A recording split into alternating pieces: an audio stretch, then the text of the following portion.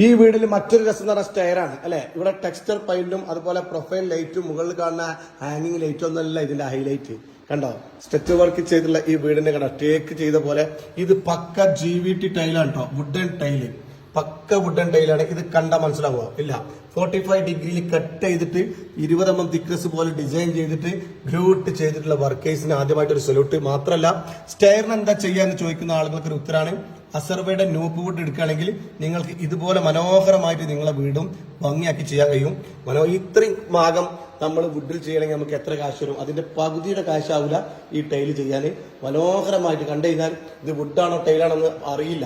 ഞാൻ ഈ പ്രൊഡക്റ്റ് വിൽക്കുന്നതുകൊണ്ടാണ് എനിക്ക് അറിയുന്നത്. ഞാൻ അത് എടുത്തു വന്നുകൊണ്ടാണ് മനസ്സിലാകുന്നത്. കണ്ടോ, പക്ക വിനീറിലുള്ള തേക്കിനെ പോലെ, റിയൽ തേക്കിനെ പോലെ ചെയ്തിട്ടുള്ള ഈ സ്റ്റെയർ. ഈ പ്രൊഡക്റ്റ് നിങ്ങൾ അസർവയുടെ ന്യൂപ്പ് വുഡ് എന്നോട് ചോദിക്കേണ്ട. ചില ആളുകൾ എന്നോട് കമന്റ് ചോദിക്കും. ഞാൻ അതിനു വേണ്ടിയാണ് പറയുന്നത്. അസർവയുടെ ന്യൂപ്പ് വുഡ് ആണ്. സിൽവാന്റെ എല്ലാ ബ്രാഞ്ചിലും അവൈലബിൾ ആണ്. കേരളത്തിലെ എല്ലാ ഭാഗത്തും ഫ്രീ ഡെലിവറിയാണ്.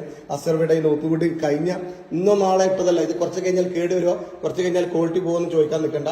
ഓൾറെഡി കഴിഞ്ഞ 10 വർഷമായിട്ട് അസർവയുടെ പ്രൊഡക്റ്റ് നാട്ടിലുണ്ട്. 5 വർഷമായിട്ട് നമ്മുടെ യൂട്യൂബ് ചാനലിൽ അത് വിരിച്ച വീഡിയോസ് ഇടാറുണ്ട്.